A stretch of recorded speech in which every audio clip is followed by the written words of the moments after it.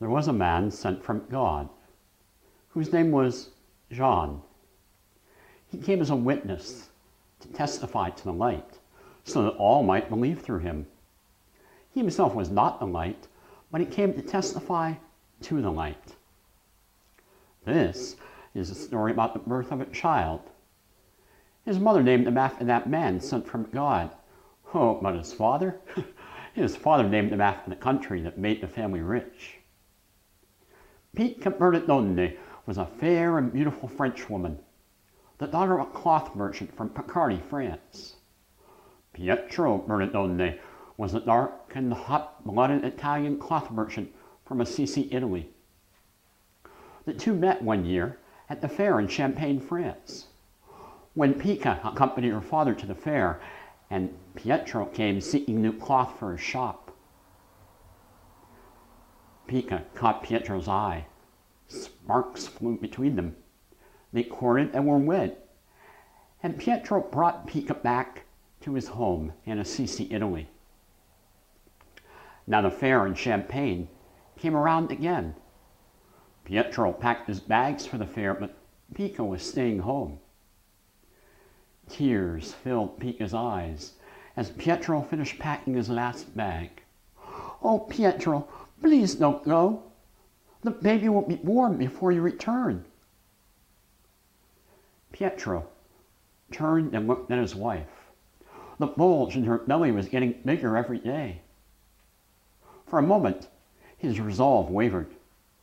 Pietro knew how much Picca wanted them there for the birth of their child. Oh, but business at his cloth shop had slacked off a bit lately, and Pietro was hoping to find some new patterns and designs to lure the nobles of Assisi into his shop again. Pietro stood up, hugged his wife, and said, "Oh, Picca, I will return just as soon as the fair is over. I will be back as quick as I can." Pietro tossed his bag over the broad back of his black stallion and mounted the beautiful horse. Picca lifted up her hand. Pietro smiled, kissed her hand, and then turned his horse and started down the path into the valley to take the Via Francesca, the French road, and meet the other merchants he was traveling with. Picca stood there watching Pietro riding high on his horse until he was out of sight. The days passed. The day for the child's birth passed too. Picca's belly grew so big she thought it would burst. All her friends and neighbors whispered together, "You see how big Picca is? She's way past due. Why hasn't she given birth yet?" Picca herself wondered when she would give birth. She felt the baby kick in her womb. One night, after the evening meal, there was a knock at the door of the Bernardone house. Picca opened the door, and there stood an old man gazing at her huge belly. "You are way past due," he said. "Who are you?" asked Picca. "You will not give birth except in a stable, like the Blessed Mother of our Lord." "How do you know me?" asked Picca. But the man turned and disappeared into the night. The next day, Picca went into labor, and her labor was long and hard, and still the child refused to be born. Picca had told the women helping her with the birth about the mysterious visitor and his message about the child. The midwife saw the desperation in Picca's eyes as she struggled to give birth. "Well, let's move her to the stable," said the midwife. "Perhaps the messenger was right." So the women assisted Picca in carefully rising from her bed covered with silk sheets. They led her down the dark alley to the stable, and there, on the straw in the empty stall of Pietro's horse, Picca gave birth to a beautiful baby boy. As soon as the child was laid in her arms, Picca heard in her heart the words of Zechariah, the father of John the Baptist. And you, child, will be called prophet of the Most High, for you will go before the Lord to prepare his way, to give knowledge of salvation to his people by the forgiveness of their sins. After Pekah returned to the house and was resting in her bed, a beggar came to the door seeking charity.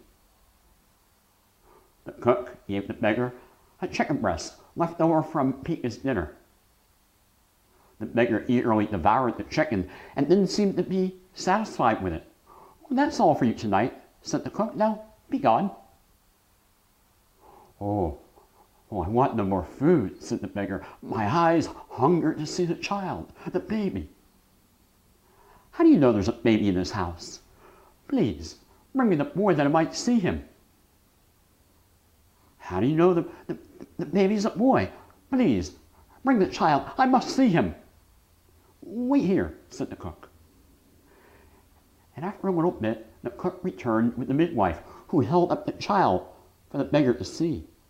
"Oh, may I hold him?" asked the beggar. The midwife glanced at the cook and cautiously placed the baby into the beggar's arms. The beggar held the child and gazed at him for a long moment, and then hugged him close to his heart and said, "Today, in this neighborhood, 2 baby boys were born. One will be among the best of men, the other among the most evil." And then he gave the child back to the midwife, turned, and disappeared into the night. The day for the child's baptism came, and still Pietro had not returned from the fair. So with the help of her friends and neighbors, Pekah brought the child to the cathedral in San Rufino for the baptism.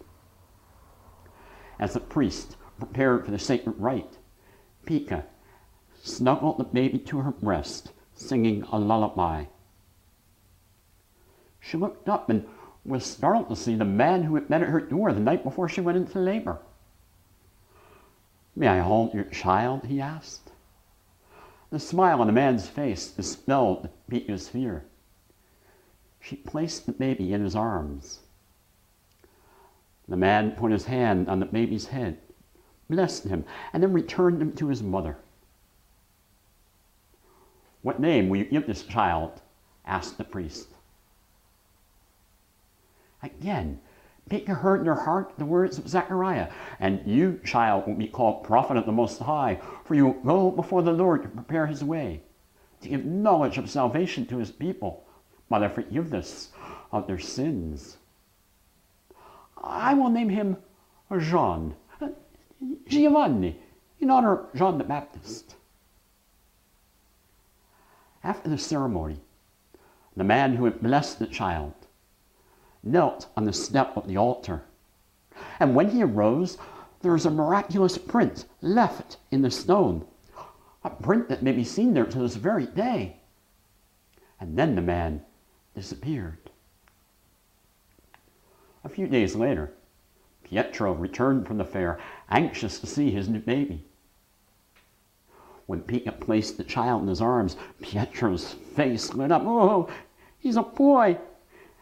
He can work in my shop and learn the trade. Pekah, what did you name him?" "Oh, I named him John, Giovanni, in honor of John the Baptist." "You named him John in honor of John the Baptist? No son of mine is going to be named after a desert hermit who wore sackcloth, drank from a river, and ate locusts and wild honey. What kind of a future can a boy named after such a man possibly have? I will not have a child named Jean." "Well then, what would you name him?" asked Pekah with tears in her eyes. I will name him. Pietro cast about in his mind, seeking a name fitting for the son of a cloth merchant, hopefully destined for nobility. "I will name him Francis, for France is where I will make my fortune." And so, Jean, or Giovanni's name, was changed to Francesco, or Francis by his father. But in his mother's heart, he would always be Jean. There was a man sent from God whose name was Francis. He came as a witness to testify to the light, so that all might believe through him. He himself was not the light, but he came to testify to the light.